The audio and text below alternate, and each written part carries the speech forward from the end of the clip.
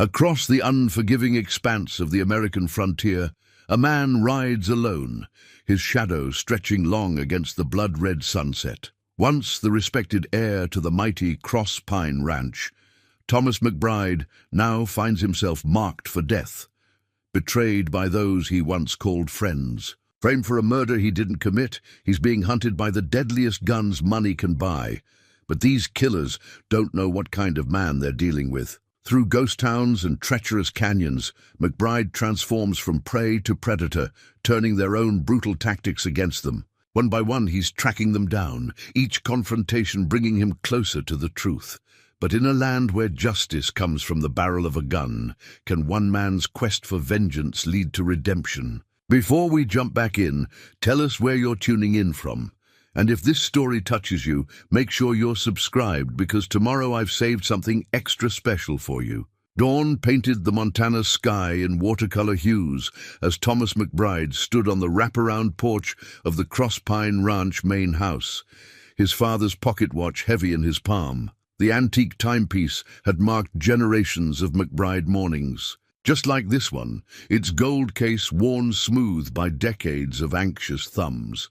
Thomas clicked it open, more from habit than necessity. 5:37, right on schedule. Below him, the ranch was already stirring to life. Smoke rose from the bunkhouse chimney, where Cookie would be brewing his infamous morning coffee, strong enough to float a horseshoe.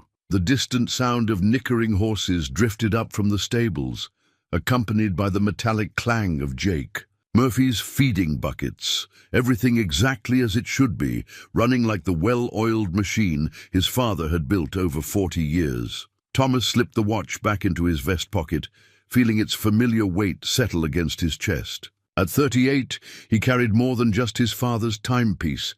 He carried the legacy of Cross Pine Ranch, all 5,000 acres of it. The responsibility sat as comfortably on his shoulders as his worn leather duster, earned through years of working every job on the ranch, from mucking stalls to mending fences. "Morning, Mr. McBride," called Pete Hansen, the ranch foreman, as he climbed the porch steps. Pete had been with Cross Pine since before Thomas could walk, and his weathered face mapped every season they'd weathered together. "Crew's ready for the roundup whenever you are." Thomas nodded, studying the eastern pastures, where the morning mist was just beginning to lift. "How many head you figure we're moving today?" 200, give or take. Mostly yearlings, ready for market. Pete pulled out his tobacco pouch, the same one he'd carried for 20 years. "Though we might want to hold off on that sale until this water business with Blackwood settles." The mention of James Blackwood sent a familiar tension through Thomas's shoulders. The neighboring rancher had been pushing boundaries, literal and figurative, since acquiring the double-bar spread last spring. Latest point of contention was water rights to Cottonwood Creek, which had served both ranches peacefully for generations. "James Blackwood," Thomas mused, watching the sunrise paint the distant peaks gold. "Man's been here less than a year and thinks he can rewrite rules that were set before Montana was even a state." Pete tamped tobacco into his pipe with a practiced thumb. "Some men, Mr. McBride, they come west thinking they can buy tradition same as they buy land. Ain't figured out yet that some things out here can't be bought. They got to be earned." The morning breeze carried the sweet scent of sage and prairie grass, mingling with the first wisps of smoke from Pete's pipe. Below them, ranch hands were emerging from the bunkhouse, their voices and laughter drifting up like morning prayers. "Sally's got breakfast ready," Pete mentioned, jerking his head toward the main house. "Made those sourdough biscuits you're fond of," Thomas smiled, thinking of the ranch cook's legendary biscuits. Sally had been with them since his mother passed, 15 years ago now, and she'd filled more than just the kitchen with her presence. Better not keep her waiting then. You know how she gets if the food goes cold. Inside, the main house was alive with morning sounds and smells that hadn't changed since Thomas was a boy. Sally's humming from the kitchen, the crackle of the hearth fire, the gentle tick of the grandfather clock in the hall. All as familiar as breathing. The dining room table, big enough to seat 12 but usually occupied by just Thomas and Whatever ranch hands happened to be nearby at mealtime was set with its usual morning precision. "About time," Sally called from the kitchen. "Was starting to think I'd have to send the boys out to fetch you." She emerged with a basket of steaming biscuits, her grey hair escaping its bun as always. At 65, Sally moved with the energy of someone half her age, especially in her kitchen domain. Thomas took his usual seat, the one that gave him a clear view through the bay windows to the ranch yard. "Wouldn't dare miss these biscuits, Sally, even if Blackwood himself came charging up with his whole crew." Sally's face darkened at the mention of Blackwood. "That man," she muttered, setting down the basket with more force than necessary. "Don't you let him get under your skin, Thomas. Men like that, they're like snakes, all poison and no backbone." As if summoned by his name, a cloud of dust appeared on the horizon, marking the approach of riders along the main road. Thomas recognized the double-bar brand on the lead horse even at this distance, James Blackwood, making his presence known before most folks had finished their morning coffee. "Speaking of snakes," Thomas said quietly, rising from his half-finished breakfast. "Looks like we've got company." Pete appeared in the doorway, pipe still smoking. "Want me to send him packing, Mr. McBride?" Thomas shook his head, already reaching for his hat. "No, Pete. Think it's time Mr. Blackwood and I had a proper conversation about the future of Cottonwood Creek." He patted his father's pocket watch, drawing strength from its solid presence. "Some things are better handled face to face." As he stepped onto the porch to meet his approaching neighbor, Thomas couldn't have known that this would be the last peaceful morning Cross Pine Ranch would see for a long time to come. The pocket watch ticked steadily in his vest, counting down the minutes to a confrontation that would change everything. James Blackwood rode onto Cross Pine land like he owned it, flanked by two hard-faced men Thomas had never seen before. Their gun belts rode low, their hands never far from their holsters, not ranch hands, but hired muscle. Behind Thomas, Pete's pipe went quiet, the cessation of its gentle puffing speaking volumes about the foreman's unease. Blackwood reined his horse to a stop in a deliberately careless way that kicked up dust across Sally's freshly swept porch. He was town wealthy, the kind of man who wore a city suit to ride fence lines, his boots too clean and his hat too new. A rolled-up document jutted from his breast pocket like a declaration of war. "McBride," Blackwood called out, not bothering to remove his hat. "Thought we might have a discussion about that water rights document I sent over." His smile didn't reach his eyes. "Since you seem to have misplaced your reply." Thomas kept his voice level, mindful of the watching ranch hands gathering at the bunkhouse door. "Didn't misplace anything, Mr. Blackwood. Documents right where it belongs, in my father's old file cabinet, along with 30 years of legal proof that Cottonwood Creek serves both our ranches equally." Blackwood's smile tightened as he dismounted, pulling the rolled paper from his pocket. "Perhaps you haven't properly reviewed the territory's recent administrative changes. I have here a new survey that clearly shows—" "I've reviewed everything I need to," Thomas cut in, his patience wearing thin. "That creek's been shared water since before either of us was born. No amount of fancy paperwork's going to change." "That?" The two men with Blackwood shifted in their saddles, hands drifting closer to their weapons.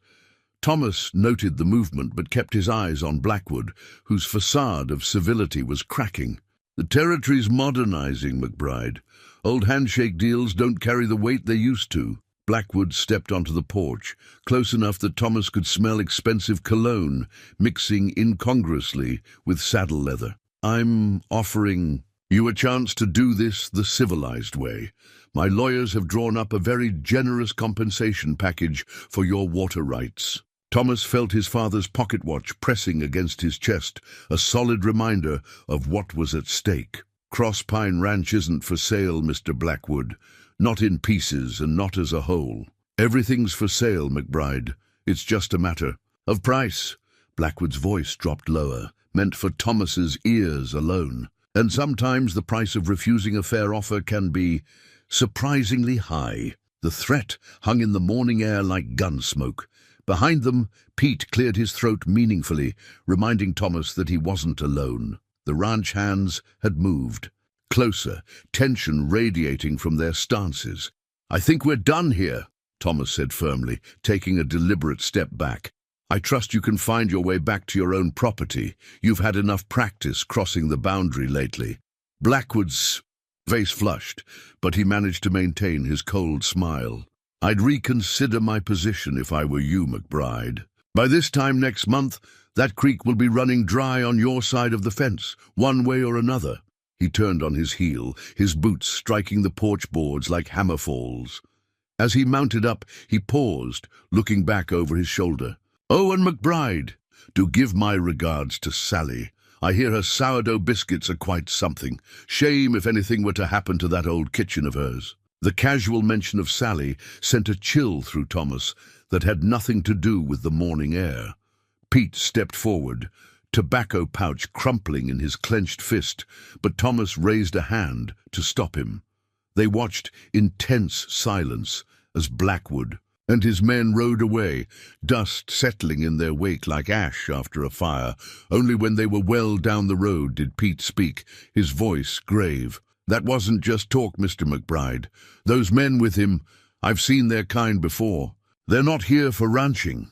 Thomas nodded slowly, his mind already turning over possibilities. "Send Jake into town. Tell him to wire Judge Harrison in Helena. It's time we got some official eyes on this situation." He paused, considering. "And Pete, double the night watch. Something tells me Blackwood's not the type to wait long after making threats." As the morning wore on, Thomas couldn't shake the feeling that something fundamental had shifted, like the first loose pebbles. Before a landslide, he found himself checking his father's pocket watch more often than usual, each tick seeming to count down to something inevitable. By sunset, Jake returned from town with troubling news.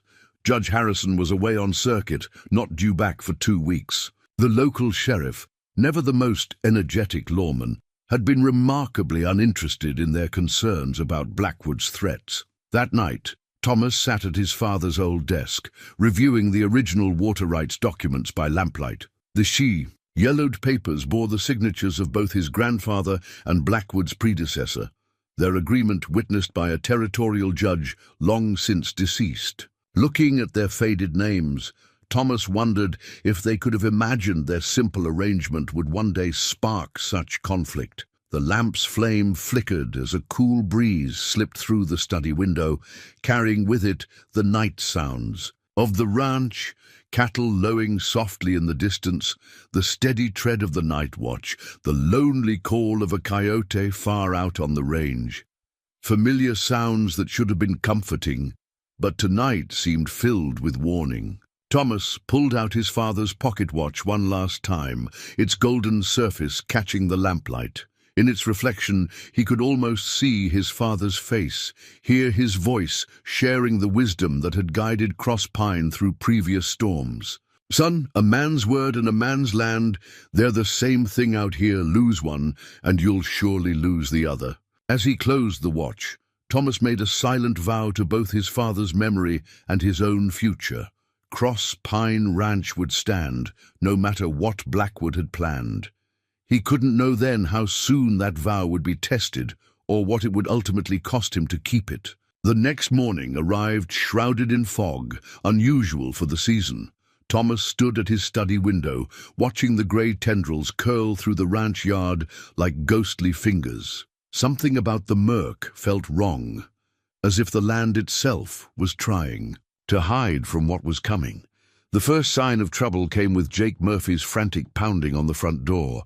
Thomas had just finished pulling on his boots when the young ranch hand burst in, face pale as creek stones. "Mr. McBride, you need to come quick, down by Cottonwood Creek." Jake's voice cracked. "It's Mr. Blackwood, sir. He's dead." The words hit Thomas like a physical blow. "Dead? What happened?" "Shot, sir. Right through the heart. And there's something else." Jake swallowed hard. "Sheriff's already there. Him and a whole posse from town." Thomas grabbed his coat, mind racing. "Wake Pete. Tell him to gather the men, but keep them close to the house. Something about this." felt deliberately wrong, like a trap being sprung. The ride to Cottonwood Creek took less than 15 minutes, but each hoofbeat seemed to pound out a warning in Thomas's chest. Through breaks in the fog, he could see mounted figures moving along the creek bank, their shapes distorted by the mist. Sheriff Wilson stood over Blackwood's body, which lay sprawled beside the creek like a discarded coat. The morning dew had soaked the dead man's fine suit, and his unseeing eyes stared up at the hidden sky. Near his outstretched hand lay a familiar object that made Thomas's blood run cold, his father's pocket watch, its gold case smeared with blood. "Well, well," Sheriff Wilson drawled, his badge catching what little light filtered through the fog. "Look who decided to join us." He held up a piece of paper, an official warrant, its red seal stark against the white page. "Thomas McBride, you're under arrest for the murder of James Blackwood." "This is absurd," Thomas said, his voice steady despite the fear building in his gut. "I was at the ranch all night. Every hand can vouch for me." "Can they now?" The sheriff's smile was ugly. "Funny thing about alibis, they don't carry much weight when they come from men on your payroll." He gestured to the pocket watch. "Especially not when we find your family heirloom right next to the body, covered in blood." Thomas's mind raced. The watch had been in his study when he'd gone to bed, safely locked in his desk drawer. Someone had to have taken it, planted it here, but saying that would only make him sound desperate. "You know this isn't right, John," Thomas said, addressing the sheriff by his first name, reminding him of their long acquaintance. "Blackwood was causing trouble, yes, but murder, that's not how we do things at Cross Pine. Save it for the judge," Wilson replied, but Thomas caught a flicker of uncertainty in his eyes. "Boys, take him in!" Two deputies moved forward, but before they could reach Thomas, a shot rang out. The fog made it impossible to tell where it came from, but the bullet kicked up dirt dangerously close to Thomas's feet. More shots followed, and chaos erupted. Horses reared, men shouted, and Thomas found himself diving behind a boulder as bullets splintered bark from nearby trees. Through the confusion, he heard the sheriff yelling, "Take him alive! We need him alive!" That's when Thomas understood this wasn't an arrest, it was an execution. The shots were too precise, too carefully placed to miss. They were herding him, trying to force him into a kill zone. A horse screamed in pain somewhere in the fog, and Thomas seized his chance. He sprinted for the tree line, keeping low. Behind him, he heard the sheriff cursing, ordering his men to spread out. But the fog worked in Thomas's favor now, swallowing him into its grey embrace. He ran until his lungs burned, following the creek upstream toward the high country. The sound of pursuit grew distant, then faded entirely, but he didn't slow down. His mind was already racing ahead, calculating odds, mapping options. He couldn't go back to the ranch. They'd be watching it. Couldn't risk contacting his men directly. That would only put them in danger. When he finally stopped to catch his breath, leaning against a pine tree, the full weight of what had happened hit him. Blackwood was dead. The watch had been planted. The sheriff was either bought or fooled, and Thomas McBride, heir to Cross Pine Ranch, was now a wanted man. He reached instinctively for the pocket watch before remembering it lay beside Blackwood's body, its presence there damning him more surely than any false witness. His father had always said the watch would guide him through dark times, but he'd never imagined darkness quite like this. A branch snapped somewhere behind him, and Thomas tensed. Through the thinning fog, he caught movement, mounted men working their way up the creek. Professional trackers by the look of them, not the sheriff's regular deputies. Blackwood's, hired guns most likely, making sure the framed job stuck. Thomas moved deeper into the woods, his mind settling into a cold, clear focus. He was being hunted now, but that wouldn't last forever.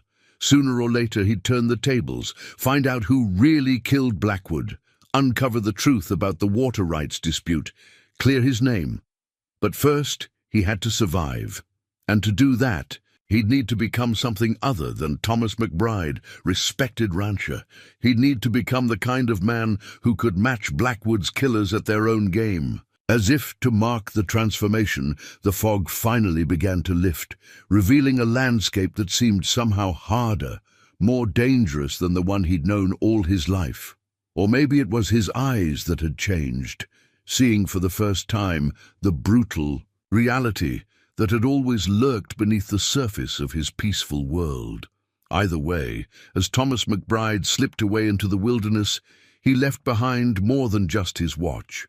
He left behind every comfortable certainty he'd ever known, trading them all for a single burning purpose: survival first, then vengeance. The first night as a hunted man taught Thomas McBride more about survival than his previous 38 years combined. With nothing but the clothes on his back and the few items in his coat pockets, he pushed deeper into the wild country that bordered Cross Pine Ranch, keeping to the shadows of rock outcroppings and dense pine stands. In his breast pocket, he found an old map of the territory, one he'd tucked away the previous morning while reviewing the water rights dispute.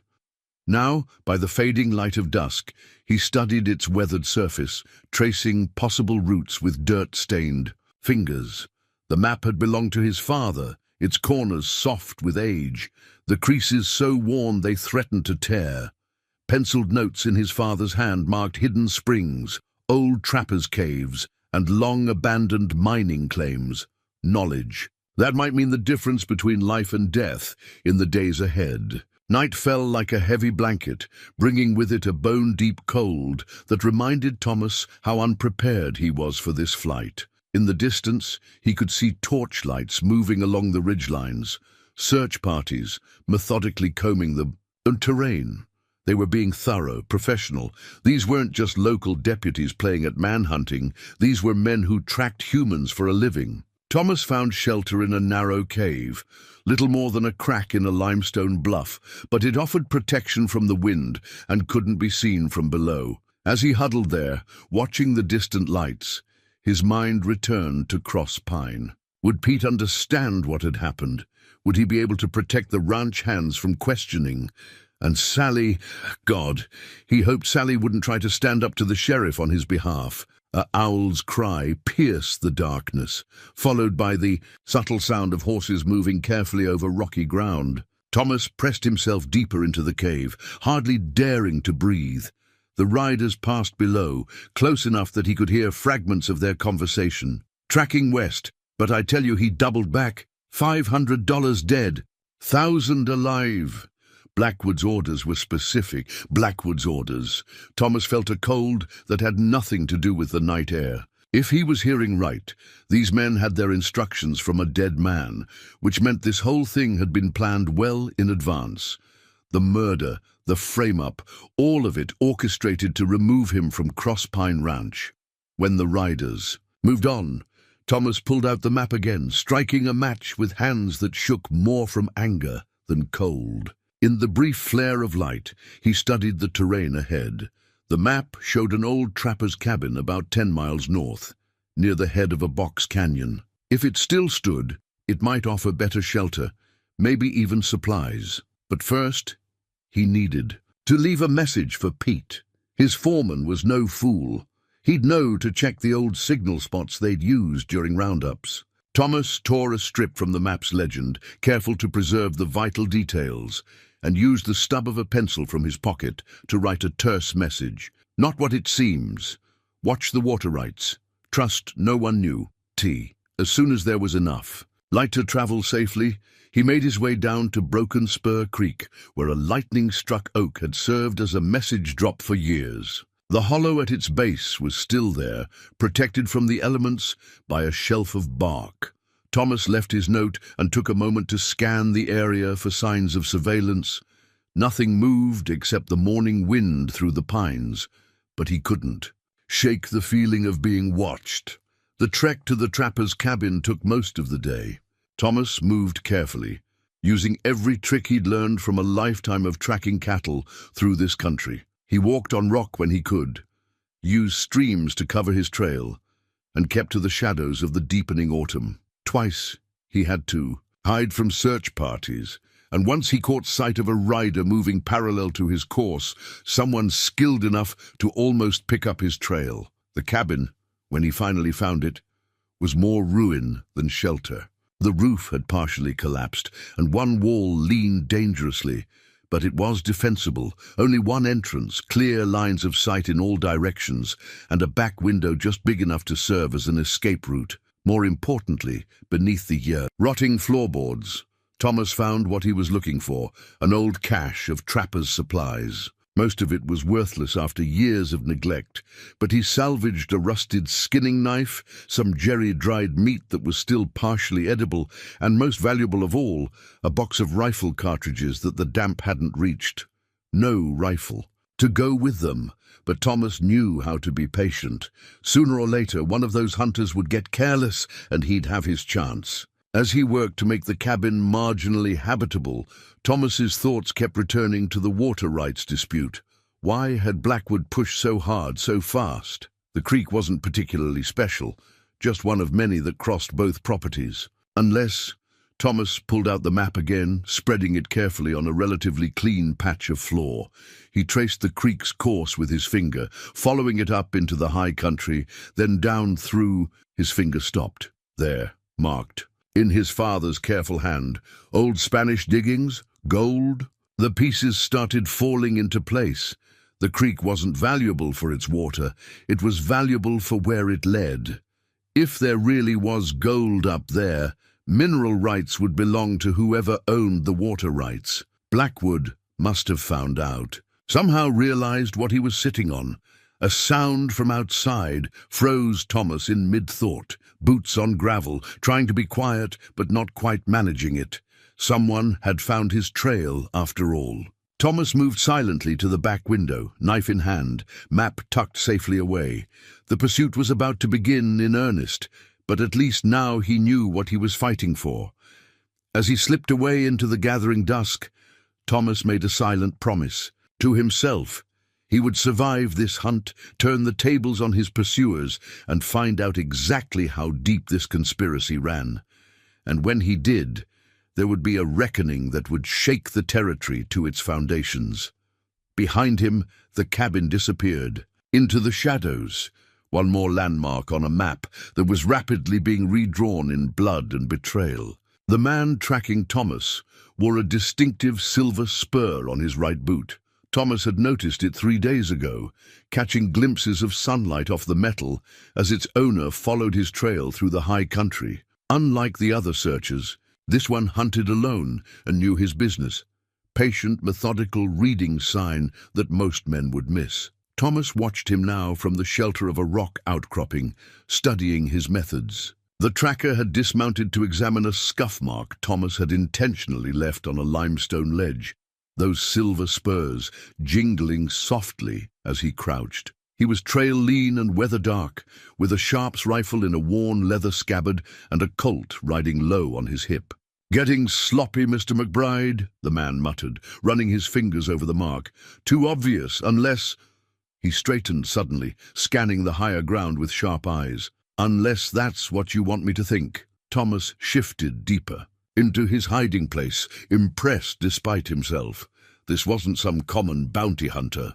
This was a man who understood the psychology of his prey, which made him all the more dangerous. The past 3 days had changed Thomas in ways he was only beginning to understand. Necessity had burned away any remaining softness, leaving behind something harder and more primitive. He'd learned to move, like a ghost, through his own territory, to sleep in 10-minute stretches, to ignore hunger and fatigue. The land itself had become both ally and weapon, and he'd learned to use it accordingly. The tracker remounted, but instead of following the obvious trail, he turned his horse up the narrow game path that led to Thomas's position. Smart, too smart. Thomas eased back from his observation point, moving with the careful precision he'd perfected over the past days. No broken twigs, no displaced rocks, nothing to betray his presence. But as he reached the back side of the outcropping, a loose, Stone shifted under his foot. The sound was tiny, barely audible over the mountain wind, but the tracker's horse stopped instantly, ears pricked forward. "I know you're up there, Mr. McBride," the man called out, his voice carrying an odd note of respect. "Been following your sign for 3 days now. You're good, I'll give you that. Better than most men I've hunted." Thomas held perfectly still, controlling his breathing the way his father had taught him during elk hunts. The tracker continued. "Name's Carson. Maybe you've heard of me? Did some work for the Pinkertons back east." The name meant something. Thomas had heard stories about Carson, a man who'd never failed to bring in his quarry, dead or alive, usually dead. "I've got a proposition for you," Carson went on. "Way I see it, this whole business stinks worse than a dead mule in August. Murder warrants too neat, too convenient. Man like you, respected rancher, doesn't just up and kill his neighbor without reason." Thomas listened intently, trying to gauge the sincerity in Carson's voice. The tracker didn't sound like he was laying a trap, but then again, men like him didn't survive by being predictable. "I'm authorized to offer you a deal," Carson said.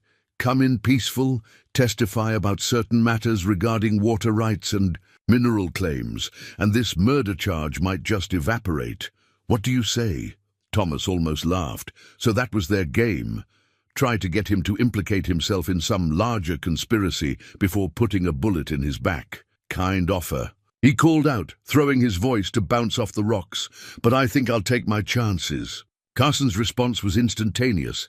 A rifle shot that kicked stone chips from where Thomas's head had been moments before. Thomas was already moving, using the techniques he'd practiced over the past days.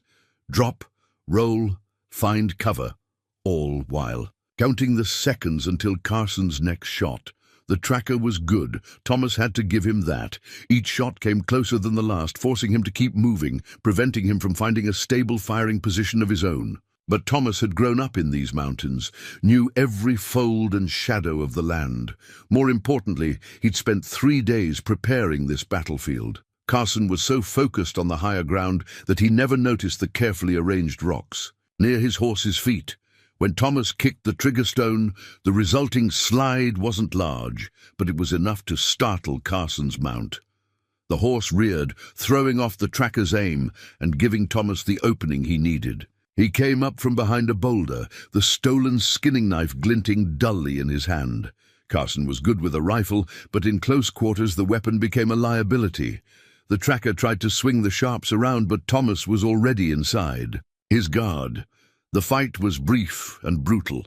Carson was strong and skilled, but Thomas was fighting for his life and his name. When it was over, the tracker lay unconscious, bleeding from a scalp wound, but still breathing. Thomas relieved him of his weapons, ammunition, and those distinctive silver spurs. "Sorry about this," Thomas muttered as he used Carson's own rope to bind him, "but I can't have you following me anymore." He left the tracker secured in the shelter of a shallow cave, with enough slack to work himself free eventually. Next to him, Thomas placed a canteen and some jerky. No point in being needlessly cruel, but he kept the silver spurs, tucking them into his coat pocket as a reminder of this first victory. As Thomas rode away on Carson's horse, leading his own mount on a long rein, he felt the weight of those spurs like a promise. They represented more than just a trophy. They were proof that he could match these professionals at their own game, could outthink them, outfight them, turn their own skills against them. The sun was setting behind the mountains, painting the sky in shades of blood and gold. Somewhere out there, more hunters were coming, drawn by the bounty on his head. But Thomas McBride wasn't just running anymore. He had supplies now, weapons, and most importantly, information. Carson's saddlebags had contained more than just ammunition. They'd held papers, letters, details about who had hired him and why. Thomas touched the spurs in his pocket, feeling their sharp rowels through the fabric. The next time someone came hunting Thomas McBride, they'd find something very different from what they expected. The prey was becoming the predator, and the hunt was just beginning. Silver Creek wasn't much of a town anymore, just a collection of weathered buildings clinging to the mountainside like old grave markers. The mine that had birthed it played out 15 years ago, leaving behind empty streets and hollow-eyed structures that whispered of better days. But to Thomas McBride, riding in as sunset painted the abandoned buildings in shades of rust and gold, it looked like sanctuary. He'd found an old miner's journal in Carson's saddlebags, its pages filled with detailed notes about the area's hidden trails and forgotten claims. More importantly, it contained references to a man named Marcus Hawkins, who'd apparently stayed on after the silver ran out, serving as an unofficial caretaker of the ghost town's secrets. Thomas dismounted in front of what had once been the general store, his boots raising small clouds of dust on the weathered planks of the boardwalk. The building's facade retained traces of faded lettering, H. W.Kin's General Goods and Supplies. "That's close enough, stranger," a voice called from the shadows of the store's interior. "State your business or ride on." Thomas raised his hands slowly, keeping them well away from his borrowed weapons. "Looking for Marcus Hawkins. Found his name in an old journal. Said he might help a man in trouble with the law." A long silence followed, broken only by the mountain wind moaning through empty buildings. Finally, a figure emerged from the darkness. An old man, white-haired but straight-backed, carrying a Winchester with the easy familiarity of long use. "Might be I know something about that," the old man said, studying Thomas with sharp eyes. "Might also be I know something about a rancher named of McBride, wanted for murder down in the valley." He paused, rifle unwavering. "Question is, which story interests you more?" "They're the same story," Thomas replied carefully. "And I'm thinking, you already knew that, Mr. Hawkins." A ghost of a smile crossed the old man's weathered face. "Come on inside, son. Think maybe we got some talking to do." The interior of the store was surprisingly well maintained, with shelves still stocked with basic supplies and a pot of coffee brewing on a small stove. Hawkins gestured Thomas to a chair while keeping the Winchester close at hand. "Your daddy ever mention me?" the old man asked, pouring 2 cups of coffee that smelled better than anything Thomas had encountered since fleeing Cross Pine. Thomas shook his head, accepting the offered cup gratefully. "Can't say that he did. No, he wouldn't." "And boo," Hawkins nodded. "John McBride was good at keeping secrets, especially ones that might put others at risk." He settled into a creaking chair, finally setting the rifle aside. "We had dealings, your father and I, back when Silver Creek was still a going concern. Helped him track down some papers about old Spanish land grants, papers that certain parties would have preferred stayed buried." Thomas leaned forward, the coffee forgotten in his hands. "What kind of papers?" "The kind that proved the whole territory's original mineral rights were registered under Spanish law, not American." Hawkins reached beneath the counter and withdrew. A leather-bound ledger, its pages yellow with age. "Your father found out that any gold discovered in this region legally belongs to the original land grant holders, meaning the ranches that were here before statehood." The implications hit Thomas like a physical blow. Cross Pine was one of the original grant properties, yes. Hawkins opened the ledger, revealing carefully preserved documents in faded Spanish script. "Which means any gold found on your water rights automatically belongs to Cross Pine Ranch, regardless of current territory law." "And Blackwood knew this?" "Oh, he knew." Hawkins's voice hardened. "Been asking questions all over the territory since he arrived. That's why I've been watching, waiting. Knew sooner or later someone would need to hear the truth." Thomas set down his coffee cup, mind racing. The water rights dispute. It was never about the water at all. Blackwood needed control of Cross Pine's claims before word got out about the gold. "Smart boy," Hawkins approved, "but there's more. Way I hear it, Blackwood wasn't working alone. He had powerful partners back east, mining interests looking to lock up every potential claim in the territory before news of the Spanish grants becomes public knowledge." Thomas pulled out Carson's papers, spreading them on the counter. "Like these names." Hawkins studied the documents, his expression growing grave.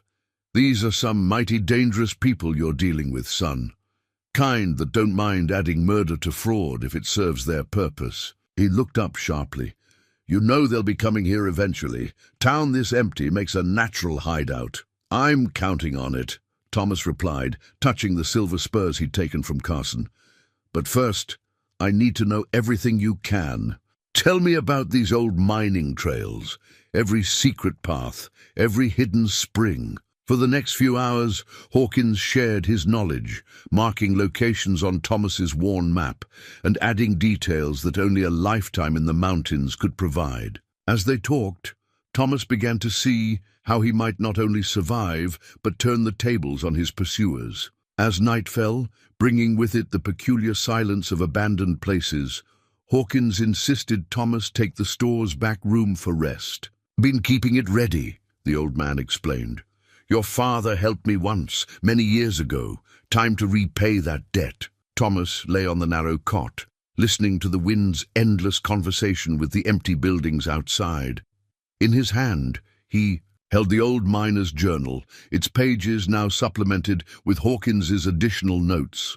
Tomorrow, he'd begin using this knowledge, setting up the ghost town as both refuge and trap. But for now, he allowed himself a moment of gratitude for this unexpected ally and the fragments of truth he'd provided. His father's legacy, it seemed, was still watching over him, offering help from beyond the grave through old friendships and carefully preserved secrets. In the outer room, he could hear Hawkins moving quietly, keeping watch. The old man had survived the town's death by knowing when to stay quiet and when to act.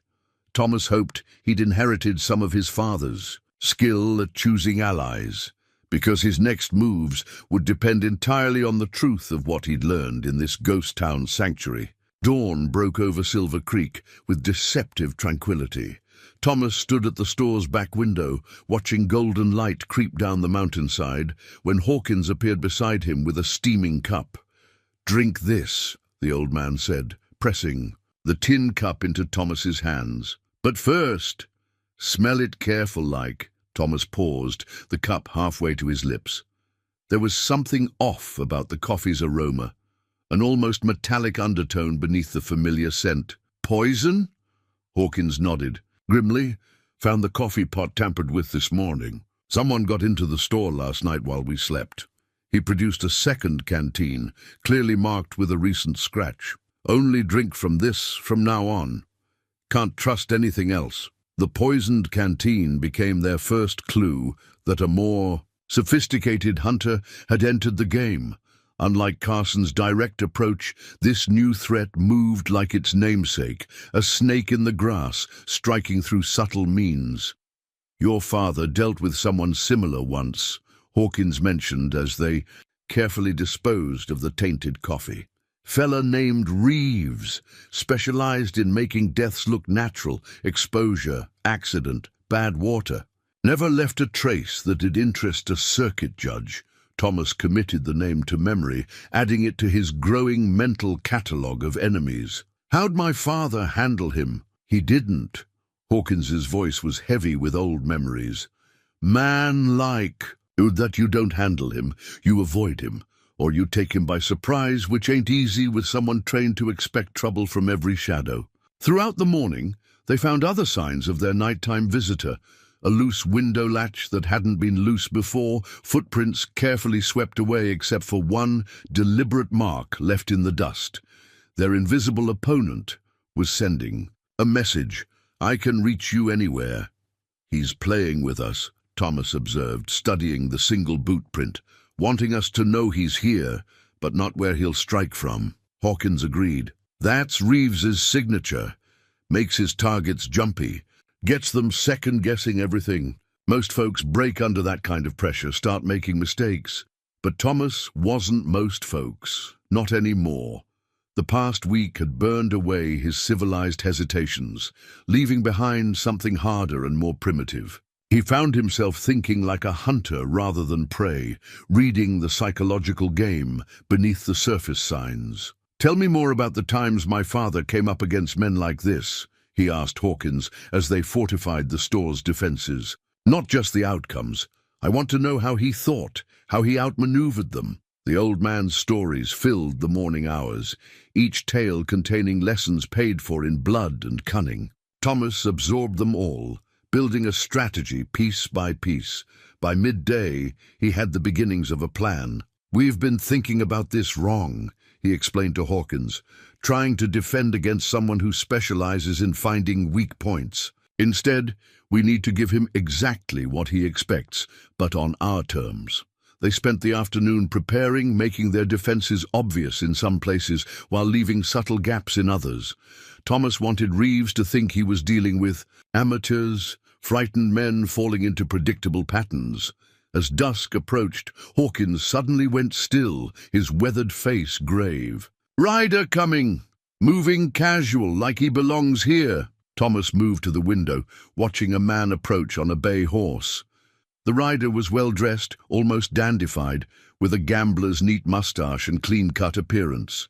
He carried no visible weapons, but Thomas noted how his coat hung heavy on the right side. "Marshal James Crawford," the man announced, producing a badge that caught the setting sun. "Heard tell of some trouble up here. Thought I'd investigate." Thomas and Hawkins exchanged glances. No real marshal would ride into a potential confrontation alone, without announcing himself to local law enforcement first. "Welcome, Marshal," Thomas called out, playing along. "We were just about to have supper. Care to join us?" The false marshal smiled, all charm and easy manners. "Don't mind if I do." They laid out a simple meal: beans, salt pork, coffee from their marked canteen. Their guest, who Thomas was now certain was Reeves himself, acted the perfect dinner companion, sharing news from Down Valley and asking casual questions about their business in the ghost town. "Funny thing about Silver Creek," Reeves remarked, declining coffee with a careful smile. "Town this empty, man could disappear up here and nobody'd be the wiser for weeks." "That's true enough," Thomas agreed, noting how the man's right hand never strayed far from his coat. "Almost happened to a friend of mine recently. Carter or Carson, something like that. Professional man went missing while tracking a fugitive. A flash of something.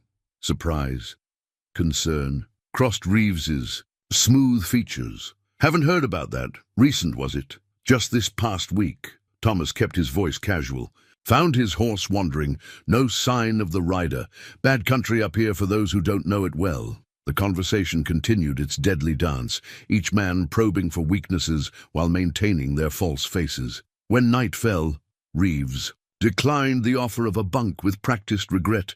"Best get back to town," he said, mounting up, "but I'll be around, keeping an eye on things. Never know what kind of trouble might find its way up here."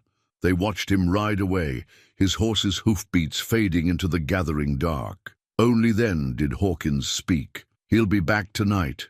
Man like that never wastes time once his target's located." Thomas nodded, checking his borrowed weapons one last time. "I'm counting on it, but this time we know exactly what kind of snake we're dealing with." They spent the next hours in careful preparation, using everything they'd learned about their opponent's methods. Thomas found himself grateful for the poisoned canteen. It had revealed not just their enemy's presence, but his entire approach to murder. Near midnight, a board creaked softly in the store's back room. Thomas smiled in the darkness, touching the silver spurs in his pocket for luck. The snake had returned to his prey, just as expected, but this time the prey was ready, and the hunter was about to become the hunted. The night brought blood to Silver Creek. The confrontation with Reeves had ended decisively. The would-be assassin now lay trussed and unconscious in the store's root cellar, but victory had come at a cost. Hawkins caught a bullet in the shoulder, and dawn's first light revealed a more immediate problem. Riders approaching from the south, at least a dozen of them. "Time to go," Thomas said, helping the old man onto a horse. The wound wasn't fatal, but it needed proper care. "Head north to the mission. Sister Mary still running that infirmary." Hawkins nodded grimly, his face pale with pain. "Been there 30 years. Won't ask questions, neither." He pressed something into Thomas's hands, a worn leather pouch containing the Spanish land grant documents. "These prove everything. Keep them safe." Thomas secured the pouch inside his coat, then checked the blood-stained saddle he'd prepared for the next phase of his plan. I'll lead them away east, through Devil's Canyon. Buy you some time. That's suicide, son. Devil's Canyon's a natural kill box. Exactly. Thomas managed a grim smile. They'll be expecting me to avoid it. Makes it the perfect place to turn the tables. They parted without further words, Hawkins heading north along the old mining trails, while Thomas rode east, making his trail obvious enough for even amateur trackers to follow. The blood-stained saddle would help sell the story. A wounded man making desperate choices. Devil's Canyon lived up to its name.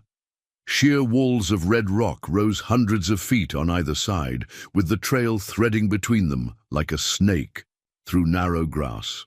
The morning sun barely reached the canyon floor, leaving it in perpetual twilight, perfect ambush country for either side.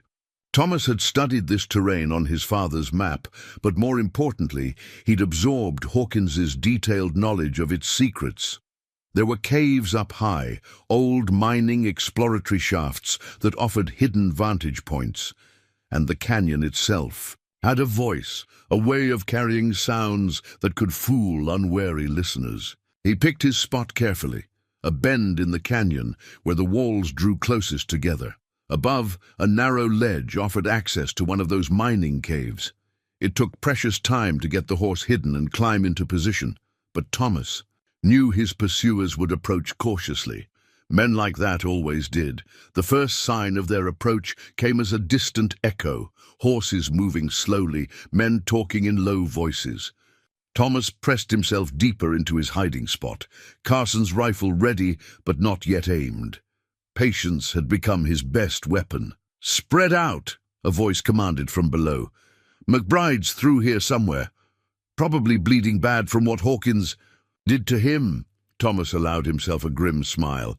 Let them think Hawkins had turned on him, that he was wounded and desperate. It would make them careless. The riders emerged into view one by one, moving in a scattered formation that spoke of professional training. These weren't local deputies or random bounty hunters. These were hired killers, probably more of Blackwood's men. Thomas counted 10, 11, 12 riders. He waited until they were fully committed to the canyon's narrow confines before making his move. The first shot took their leader's hat off, a warning that transformed the canyon into chaos. Horses reared, men shouted, guns appeared in suddenly nervous hands. "Up there!" someone shouted, firing wildly at the canyon walls. The sound bounced and echoed, making it impossible to tell where the shots were coming from. Thomas had already moved to his second position, using the mining tunnels that honeycombed the canyon walls. His next shot wounded a horse, adding to the confusion below. He wasn't trying to kill, not yet. First he needed them bunched up, panicked, working against each other. A bullet spanged off the rock near his head. One of them had spotted his muzzle flash. Time to move again. But as he turned to retreat deeper into the tunnel, he came face to face with a 13th man who'd somehow flanked his position. The fight was instant and brutal. Thomas recognized him as one of Blackwood's original bodyguards, the ones who'd been at Cross Pine that last morning. They grappled in the confined space, neither able to bring a gun to bear, each seeking leverage against the other. Pain exploded in Thomas's side as the man's knife found its mark, but the wound brought clarity rather than weakness. He drove his knee up, creating space, then slammed his head forward into the man's face. The sound of breaking bone was lost. In the ongoing gunfire below, Thomas finished it with Carson's skinning knife, but the damage was done. Blood spread across his shirt, hot and insistent. The wound wasn't immediately fatal, but it would slow him down. And there were still 11 men below. Clutching his side, Thomas moved to his third prepared position. Blood dripped onto his saddle horn. No need to fake that trail anymore. Through the haze of pain, he forced himself to think. How would his father have handled this? The answer came with memories of old hunting lessons. "Son," his father had said, "when you're outnumbered, make the land fight for you." The explosives he'd found in the mining cave weren't much, just a few old sticks of dynamite, half-rotted but still dangerous. He'd placed them carefully along the canyon walls, where falling rock would do his work for him. Thomas took careful aim at the nearest charge. The rifle shot was lost in the ongoing chaos below, but the explosion that followed spoke with its own authority. Rock cascaded down, filling the canyon with dust and screams. When it cleared, the killing ground had become a trap. 4 riders were down, the rest cut off from both retreat and advance. But Thomas's vision was starting to blur. The knife wound burned like fire, and he could feel his strength ebbing with each heartbeat. He'd won the canyon battle, but if he didn't find help soon, it wouldn't matter. Moving was agony, but he forced himself back through the mining tunnels to where he'd left his horse. The Spanish land grant documents felt heavy against his chest, a reminder of what he was fighting for. Somehow he got mounted, though he couldn't later remember doing it. The last thing he saw as he rode away from Devil's Canyon was dust still settling over the aftermath of his ambush. Behind him, he could hear the survivors shouting, trying to reorganize. But he'd bought his time. Hawkins would reach safety, and the documents were secure. Now he just had to survive long enough to use them. The blood-stained saddle horns swam in his vision as he pointed his horse north, hoping he had enough strength left to reach help before his pursuers regrouped. The morning sun was fully up now, promising another hot day in unforgiving country. Thomas didn't remember falling from his horse. His world had narrowed to the rhythm of hoofbeats and the steady spread of warmth across his side where the knife had found its mark. The last thing he recalled was the sight of unfamiliar moccasins approaching through the dust before darkness claimed him. He awoke to the sharp scent of burning herbs and the low murmur of voices speaking Crow. The pain in his side had dulled to a persistent throb, and something cool pressed against his forehead. Opening his eyes revealed a lodge's smoke-darkened ceiling, its poles gathering like spokes above him. "The fever breaks," a woman's voice said in accented English. "Your spirit is strong, Thomas McBride." He turned his head to find an elderly Crow woman watching him with knowing eyes. Around her neck hung a medicine pouch decorated with intricate beadwork, white for healing, red for strength, blue for spirit protection. She noticed his gaze and touched the pouch gently. "Your father knew my husband, Many Horses," she explained. "Long ago, when the boundaries between your people and mine were first being drawn. I am Swift Current." Thomas tried to sit up, but found himself gently but firmly pressed back down. "The men following me will not find you here," Swift Current assured him.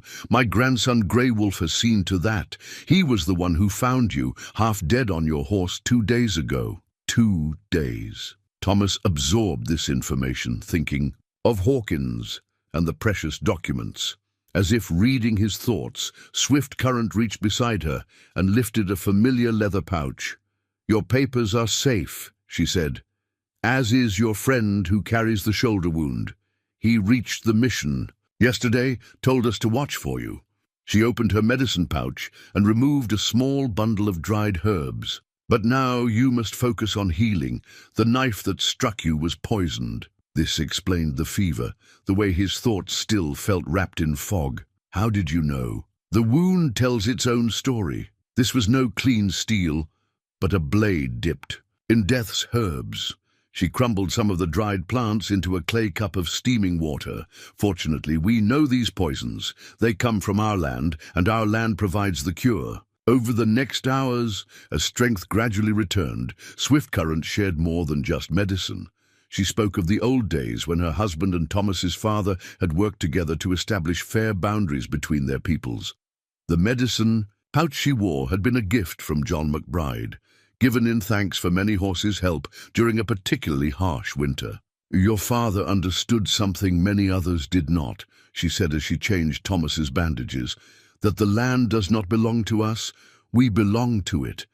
These men who hunt you, they are like the others who came before, thinking they can own what can only be borrowed." Thomas thought of the Spanish land grants, the gold that had driven men to murder. The lands caused nothing but trouble lately. Swift Current's weathered face creased in a smile. "The land is not the trouble. The trouble is in men's hearts." She touched her medicine pouch meaningfully. But sometimes what seems like poison can become medicine, if used wisely. Grey Wolf appeared at the lodge entrance, a tall young man with watchful eyes. He spoke rapidly to his grandmother in Crow, and Thomas caught enough words to understand that riders had been seen to the south. "Rest now," Swift Current instructed, gathering her medicines. "Tomorrow, when you are stronger, Grey Wolf will show you the hidden trails north, but tonight you must let the healing work." That night, drifting between sleep and waking, Thomas found clarity in Swift Current's words. He had been thinking, like his enemies, seeing the land as something to possess, but his father had understood it differently, as something to protect, to preserve for future generations. The medicine pouch caught moonlight filtering through the lodge's smoke hole, its beads glinting like stars. Tomorrow would bring new challenges, new pursuers to evade or confront, but tonight, wrapped in the ancient wisdom of these unexpected allies, Thomas felt his purpose shifting. This wasn't just about clearing his name anymore. It was about protecting something larger than himself.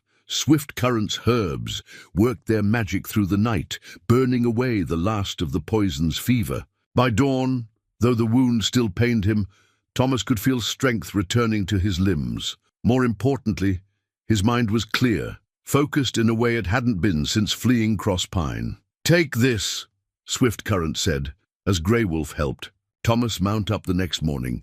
She pressed her medicine pouch into his hands. "It carries the protection of both your father's friendship and our people's medicine. You will need both for what lies ahead." Thomas touched the beaded pouch reverently, feeling the weight of its meaning. "I can't take your medicine bundle. You already carry it," she replied cryptically, touching the spot over his heart. "This is just a reminder of what you know, that healing can come from unexpected places, and that the strongest medicine is in knowing who you truly are." As Thomas rode north with Grey Wolf, the medicine pouch secure against his chest, he understood that he had gained more than just physical healing in the Crow camp. He had found a new way of seeing his struggle, and new allies in a fight that was growing larger than he had imagined. The first shot came at dawn, shattering a coffee cup in Thomas's hand just as he raised it to his lips. The sound followed a split second later, a sharp crack echoing off distant rocks. Even Grey Wolf, skilled as he was in the ways of the wilderness, barely had time to react. 800 yards, the young Crow warrior whispered as they huddled behind a granite boulder. "Maybe more. Using a new Henry rifle with a custom scope. I saw the glass catch the sun." Thomas touched Swift Current's medicine pouch, feeling its reassuring weight. 3 days of traveling the hidden trails had lulled him into a false sense of security. Now, the morning frost carried the scent of death once again. The shooter was good. Better than good. The specialized rifle scope lying beside Thomas proved that. He'd found it half-buried at an abandoned sniper's nest the day before, along with enough signs to know they were being stalked by someone who had turned long-range killing into an art. "Jacob Lang," Grey Wolf had said when Thomas showed him the scope. "Learned his trade in the war between the states. Now he hunts men instead of soldiers." Another shot kicked up dirt near their position, closer this time. The sniper was walking his shots in, methodically eliminating possible escape. Routes. Thomas studied the terrain through a crack in the rocks, noting how the morning light played across the landscape. "He's not trying to kill us yet," Thomas muttered, "just keeping us pinned while he moves to a better position." Grey Wolf nodded in agreement. "The sun will be in our eyes soon.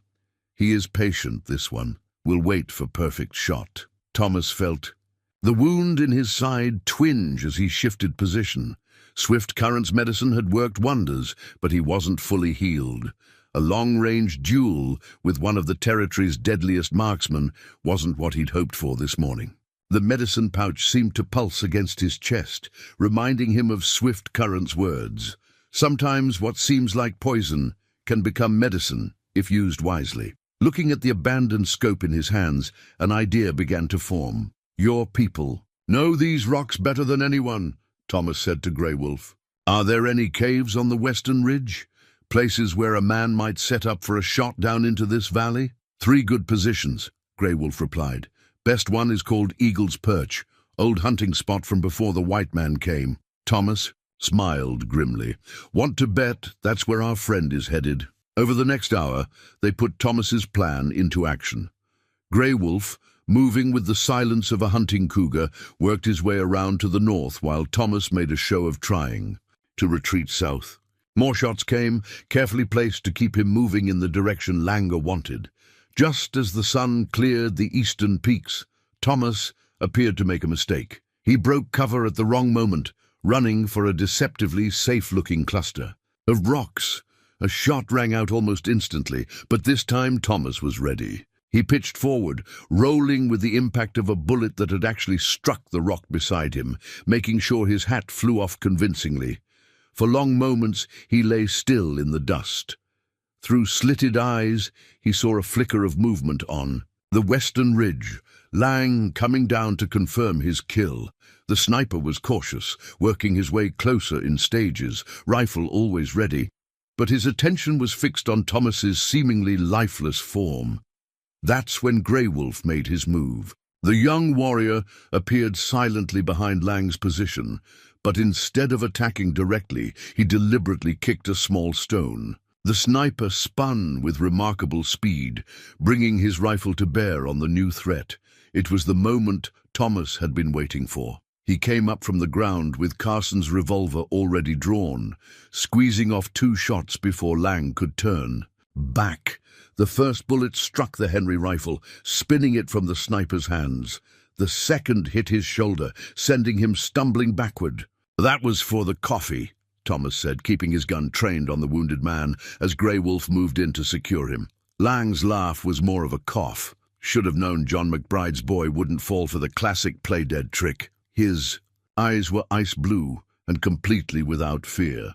"Your father used the same tactic at Shiloh, though he was on the other side from me then." "This isn't about the war," Thomas said, though he filed away this new piece of his father's history. "This is about gold and greed and men who think they can buy anything, including justice." "Justice?" Lang spat blood. "Boy, you don't know the half of it. Blackwood was just the local front. The real power behind this play goes all the way to Washington." Before Thomas could press him further, the sniper's uninjured hand flicked toward his boot. Grey Wolf's thrown knife caught him in the chest before he could reach what was undoubtedly a hidden derringer. Some men, it seemed, would rather die than face defeat. As they searched the body, Thomas found a letter that confirmed Langer's last words. The paper bore a government seal and mentioned something called the Western Resource Initiative, a plan to secretly consolidate mineral rights across the territory under federal control. "The poison spreads deeper," Grey Wolf observed as Thomas tucked the letter away with his other evidence. Thomas nodded, picking up Langer's custom scope and studying its fine German glass. "But now we know where to look for the cure." The morning. Sun climbed higher, promising another hot day in the high country, but Thomas felt a cold certainty settling in his chest. This fight was growing beyond personal revenge. It was becoming something that could affect every rancher and settler in the territory. The medicine pouch at his chest seemed heavier with this knowledge, weighted with new purpose. Millerton didn't look like a den of corruption. Its main street boasted neat wooden sidewalks, freshly painted storefronts, and even a small park where well-dressed ladies strolled with parasols. But Thomas, watching from the shadows of the livery stable, saw past the respectable facade. Too much money flowing for a town this size, too many armed men trying to look like ordinary citizens. "The bank is their center," Grey Wolf murmured beside him. "Every week men in suits arrive with heavy bags, leave with documents." The young Crow warrior had spent 3 days scouting the town while Thomas recovered his strength. Thomas adjusted his borrowed clothes, a banker's suit that didn't quite fit, purchased from a sympathetic trader, the ledger book tucked under. His arm completed his disguise as an Eastern financial agent, the kind of man who regularly visited Millerton these days. "Remember," he told Grey Wolf, "if I'm not back in 2 hours, I will send word to Swift Current. then burn the towns. Ammunition storage. Grey Wolf's expression was deadly serious. But you will return. The medicine pouch provides protection. Thomas touched the beaded pouch, now hidden beneath his vest. Then, squaring his shoulders, he stepped out onto Millerton's main street. The bank's interior was cool and dark, smelling of ink and money. A bored-looking clerk barely glanced up as Thomas approached, affecting the entitled manner he'd observed in real bankers. "I'm here about the Western Resource Initiative," Thomas announced, letting irritation color his voice. "Mr. Henderson's office, please. He's expecting me." The name, found in Lang's papers, worked like magic. The clerk practically jumped to attention, leading Thomas to a back office where a grey-haired man looked up in surprise. "I don't recall any appointment," Henderson began. "Obviously, there's been a communication error," Thomas interrupted, smoothly. "Washington wants a complete audit of all WRI transactions, immediately." The next hour passed in carefully controlled tension, as Henderson, too worried about his position to question Thomas's authority, produced file after file. Thomas made a show of examining papers while memorizing every detail he could about the conspiracy's financial structure. The ledger book revealed it all: payments to assassins, bribes to officials, the systematic acquisition of water rights across 3 territories. More importantly, it contained proof that Blackwood's murder had been ordered by someone much higher up the chain. He was carefully copying a list of names when a commotion arose in the bank's front room. Through the office's window, Thomas caught sight of a familiar face, Sheriff Wilson, looking much worse for wear since their last encounter. "Time's up," Thomas muttered, securing the most damning pages inside his coat. But as he turned to leave through the back door, he found his way blocked by a man whose expensive suit couldn't quite hide the gunfighter's stance beneath. "Mr. McBride," the man said pleasantly, "I believe you've taken something that doesn't belong to you." Thomas didn't hesitate. He drove his shoulder into the man's chest, sending them both crashing through the office door. Gunfire erupted somewhere behind him as he rolled to his feet and ran. The bank's back alley opened onto a maze of smaller streets. Thomas could hear shouts and running feet converging from multiple directions. But Grey Wolf had prepared for this, marking escape routes, with subtle signs that only Thomas would recognize. A bullet splintered the corner of a building as he rounded it. Then another whizzed past his ear, closer this time, but Thomas kept running, following the trail of markers toward the livery stable where a horse waited. He was almost there when a bullet caught him in the left arm, spinning him against a wall. The ledger pages spilled from his coat, along with Swift Current's medicine pouch.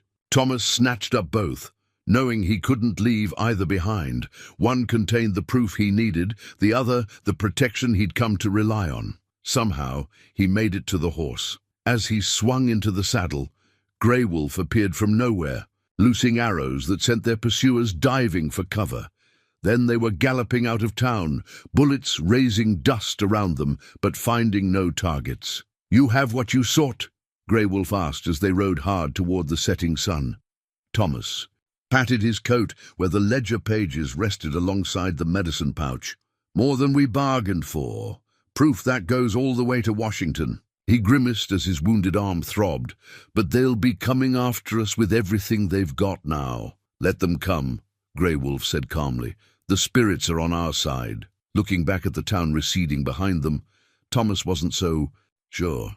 But he had what he needed: names, dates, proof of a conspiracy that went far beyond one murdered rancher. The real fight was just beginning. In the flickering light of a cave fire, Thomas spread out the stolen ledger pages, his wounded arm throbbing with each movement. Grey Wolf had dressed the injury with herbs from Swift Current's medicine pouch, but some pains went deeper than flesh, especially the pain of betrayal that came with what he was reading. "Senator William Harrison," Thomas said the name aloud, still struggling to believe it. "My father's oldest friend." The incriminating letters laid out the whole sordid tale. Harrison had orchestrated everything from Washington: the water rights scheme, Blackwood's arrival, even the choice of assassins. The senator's elegant handwriting detailed it all in cold, businesslike terms. "Your father trusted this man?" Grey Wolf asked, adding more wood to their fire. Thomas touched his father's pocket watch, now recovered from the sheriff's office, during their raid on Millerton. "Harrison was there when I was born, stood as my godfather, gave me this watch on my 18th birthday, said it had belonged to his father before my father saved his life in the war." The watch's steady ticking seemed to mock him now. Every piece of his past was being rewritten, every certainty stripped away. "Here," Thomas pointed to a particular letter, dated 3 months ago. Harrison telling Blackwood about the Spanish land grants, warning him that my father had discovered their plan to seize mineral rights across the territory.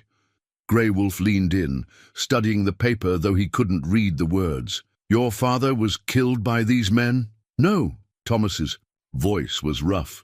"Father died of fever last winter. But now I wonder—" He shuffled through more papers. "Here, Harrison visited 2 weeks before father fell ill, and look at this letter to Blackwood. The unfortunate passing of our mutual friend has simplified matters considerably." The implications turned his stomach. His father's sudden illness, Harrison's convenient arrival to help manage the estate, the pressure to sell water rights that had begun almost immediately after the funeral. "The old ones speak of a poison that leaves no trace," Grey Wolf said, quietly. "Brings fever, then death. The white man's doctors cannot detect it." Thomas closed his eyes, remembering his father's last days. The strange smell of the medicine Harrison had insisted on administering personally.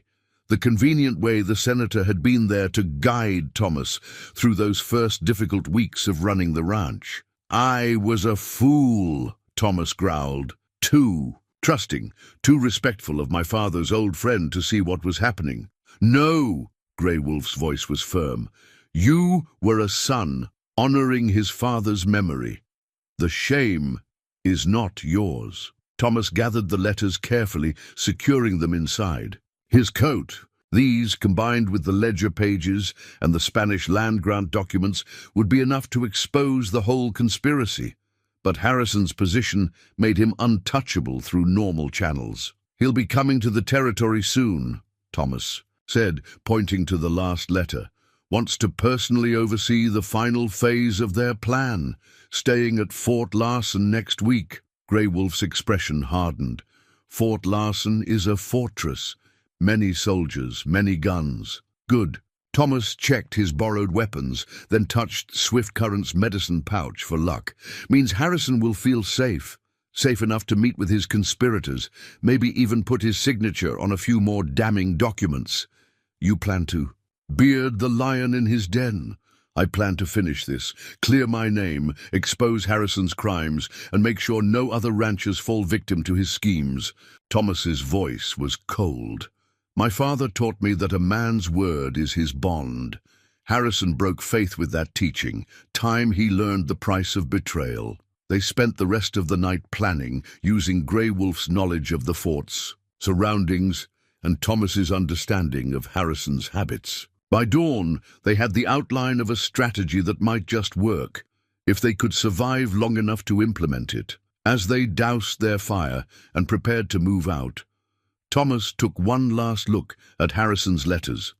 His father's oldest friend, his own godfather, had ordered his death as casually as signing a bill into law. The pain of that knowledge would never fully heal, but it had hardened into something useful, certainty about what needed to be done. The watch ticked steadily in his pocket, marking time toward a confrontation that would either end with his death or Harrison's disgrace. There would be no middle ground this time, no gentlemanly compromise. Just justice, served cold in the harsh light of truth. The mission infirmary was quiet when Thomas and Grey Wolf arrived, just the soft murmur of prayers from the chapel next door. Sister Mary, as unchanging as the mountains themselves, didn't even blink at their appearance. She simply pointed toward a back room where Hawkins sat propped up in bed, polishing an old military badge. "Took you long enough," the old man growled, but his eyes were bright with anticipation. Been getting restless, listening to these good sisters cluck over me like mother hens." Thomas couldn't help but smile. Hawkins' shoulder had healed well, leaving him with a story to tell and a fresh grudge to settle. The badge in his hands caught the lamplight, cavalry insignia, worn but well maintained. "Kept it all these years," Hawkins explained, seeing Thomas's interest. "From when your father and I served together. Thought it might be fitting to wear it one more time, considering what you're planning." Word had spread through careful channels, reaching those who needed to know. Pete Hansen had already arrived, slipping into the mission at dawn with news from Cross Pine. Sally was safe, running the ranch with quiet efficiency, despite the watchful eyes of Harrison's men. More importantly, Pete had brought 4 of their most trusted hands, veterans all, men who valued loyalty over money. They gathered in the infirmary's back room as sunset painted the windows gold. Thomas looked at each face in turn. Pete's weathered determination, Hawkins's cunning, Grey Wolf's silent strength, and the steady resolve of the ranch hands. Among them, he counted 3 cavalry badges, testament to bonds forged long before this fight began. "Harrison arrives at Fort Larson in 3 days, Thomas began, spreading out a rough map of the fort's layout. "He'll be traveling with a full military escort, plus whatever private muscle he's hired. Getting to him won't be easy." "Getting to him isn't the hard part," Pete interjected. "It's making sure the evidence sticks. Man like that, he'll have protection from higher up. Military. Commander at the fort's probably in his pocket too." Thomas nodded, then drew out the incriminating letters. "That's why we need to catch him in the act. According to these, he's planning to meet with other conspirators inside the fort. If we can document that meeting, combine it with these papers—" "Might work," Hawkins mused, touching his old cavalry badge. "Fort Larson's got weak points. All forts do. Question is, can we exploit them with the men we have?" Grey Wolf spoke up from his position by the window. "My people will help. Not directly, the soldiers would never allow it. But we can create distractions, draw attention where you need it drawn." The planning continued into the night. Each man contributed his knowledge, his experience. Pete knew which soldiers at the fort could be trusted, or at least counted on to look the other way. Hawkins remembered details about the fort's construction from his army days. Grey Wolf added insights about the surrounding terrain that only the Crow people possessed. Through it all, Thomas felt the weight of his father's watch in one pocket, Swift Current's medicine pouch in the other. 2 different worlds, 2 different kinds of wisdom, both needed for what lay ahead. As the meeting wound down, Hawkins pressed his cavalry badge into Thomas's hand. "For luck," he said gruffly, "and to remind you that some oaths don't expire no matter how many years pass." Thomas studied the badge, thinking of all the history it represented, not just his father's military service, but the bonds between men who understood that justice sometimes required personal sacrifice. 3 days, he said finally, looking at each man in turn. "Get some rest, stay out of sight. When Harrison arrives, everything has to go perfectly." They nodded, understanding the stakes. This wasn't just about clearing Thomas's name anymore. It was about stopping corrupt men from stealing the future of the entire territory. Come dawn, they would begin final preparations for a plan that would either expose a senator's crimes or cost them everything they had left to lose. Fort Larson's walls rose against the dawn sky like a challenge. Thomas watched from a hidden ridge as the senator's convoy approached, dust rising behind a dozen mounted soldiers in crisp blue uniforms. In the center, a polished black carriage bore the government seal, Harrison traveling in style as always. Thomas touched the Crosspine brand that hung from his neck on a leather thong, Sally's parting gift, secretly delivered through Pete's channels. The iron was old, marked with his family's distinctive design, a cross within a circle of pine needles. It had marked their cattle for 3 generations, a symbol of ownership and belonging that now felt more like a badge of defiance. "Second, a gate's their weak point," Hawkins muttered beside him, studying the fort through borrowed field glasses. "Guard rotations sloppy, must be getting complacent out here on the frontier. Grey Wolf appeared silently behind them, moving like a shadow in the early light. My people are in position. When you see the signal fires on the northern ridge, the diversion will begin. Everything was prepared. Pete and the ranch hands had spent 2 days filtering into the fort town, posing as ordinary traders and travelers. Sister Mary's influence had gotten 2 of their men hired as temporary workers inside the fort itself. Even Carson, released from his bonds weeks ago, had agreed to help after learning the full scope of Harrison's betrayal. "Man's got to choose his own trail," the bounty hunter had said, handing over his carefully detailed knowledge of the fort's security. Hunting fugitives is one thing, but this conspiracy of Harrison's, it ain't right. Thomas checked his weapons one last time, not just the guns, but the carefully preserved documents that would prove Harrison's guilt. The Spanish land grants, the ledger pages, the incriminating letters, all secured inside his coat, but the most damning evidence was yet to be gathered. "Remember," he told his companions, "we need Harrison's signature on those new territorial documents. Without proof that he's actively expanding the conspiracy, these other papers won't be enough to bring him down." Hawkins nodded grimly. "Military commander's office is on the 2nd floor, north side. Harrison's sure to meet his conspirators there. Best security, good view of the approaches. And the hardest place in the fort to reach," Thomas added. "Which is why we're not going to reach it. We're going to make Harrison come to us." The plan was audacious, depending on precise timing and a deep understanding of Harrison's psychology. The senator's own arrogance would be their ally, his sense of invulnerability their weapon. Grey Wolf touched Swift Current's medicine pouch, which he'd been entrusted to carry during the operation. "The spirits are restless today. They sense blood in the air. Let's hope it's not ours," Hawkins muttered, but he touched his old cavalry badge with similar reverence. They watched as Harrison's carriage passed through the fort's main gate, soldiers snapping to attention. Thomas thought of his father's final days, of Harrison sitting beside the sickbed, offering false comfort while administering his poison. The memory burned away any remaining doubt about what needed to be done. "Sun's climbing," he said finally. "Time to move. Grey Wolf, get word to your people. We'll need those signal fires within the hour.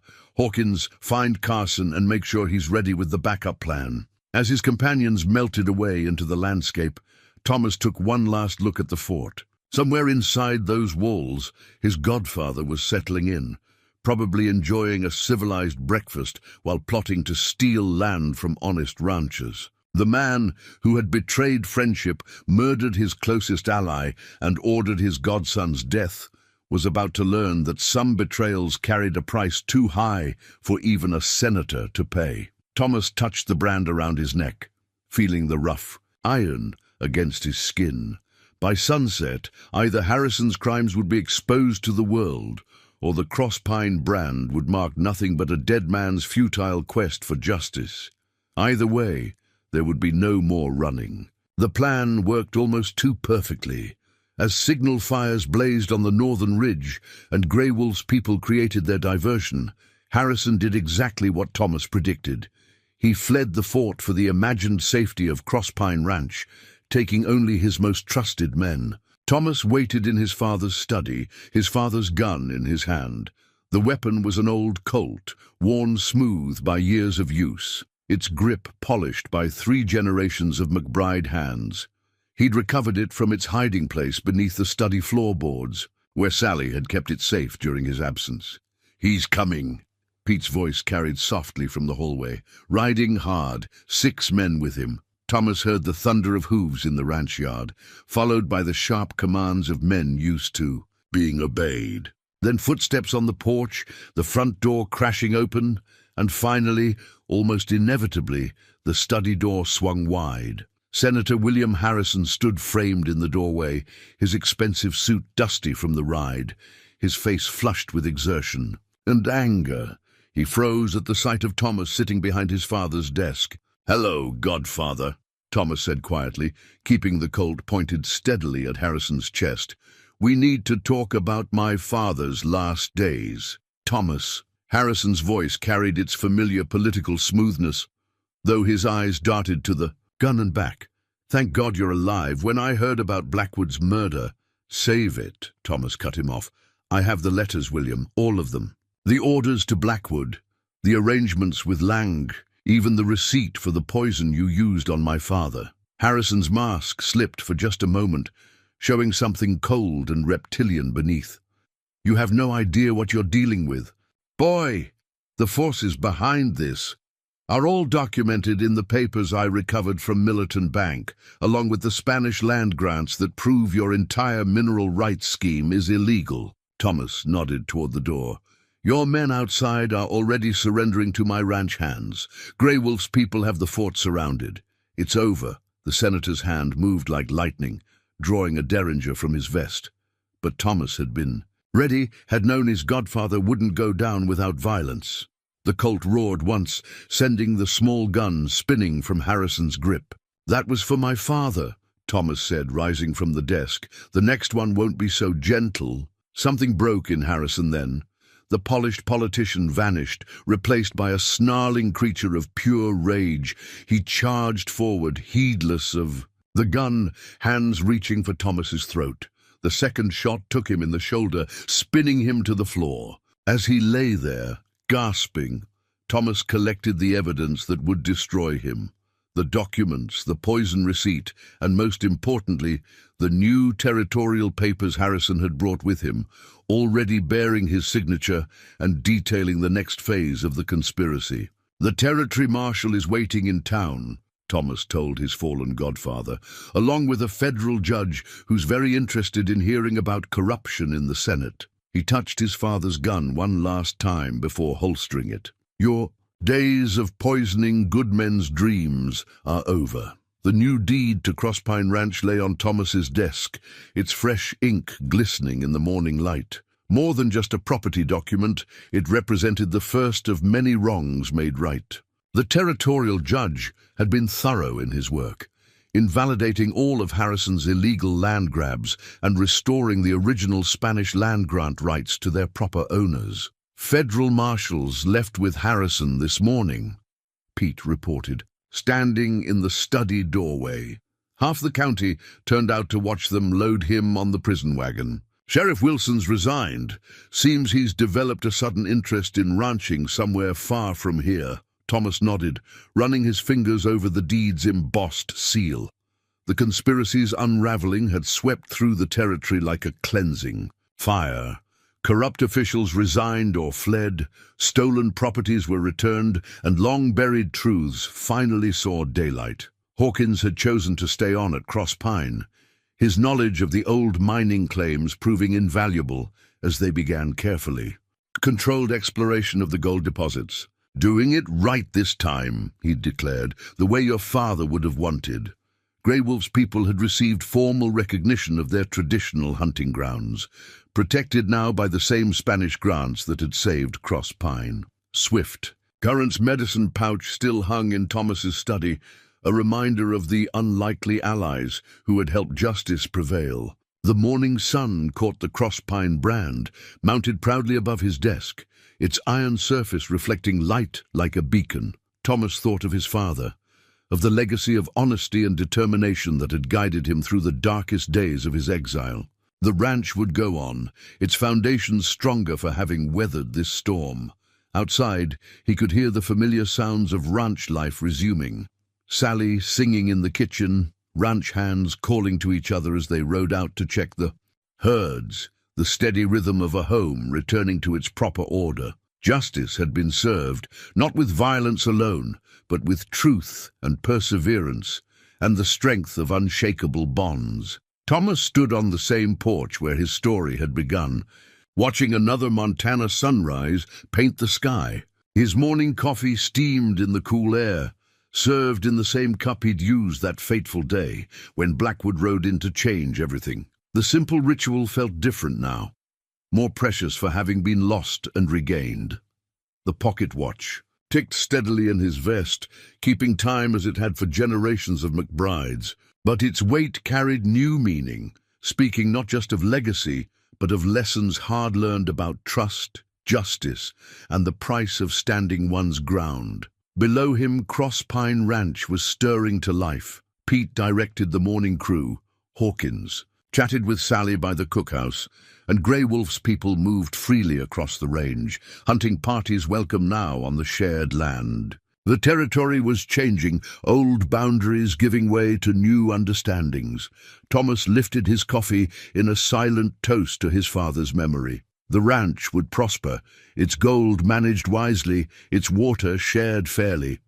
But its true wealth lay in the bonds forged through adversity, the loyalty of friends, the wisdom of allies, the strength of promises kept against all odds. The morning sun caught the steam rising from his cup, turning it golden like hope made visible. Another day was beginning at Cross Pine Ranch, and this time Thomas McBride was ready for whatever it might bring.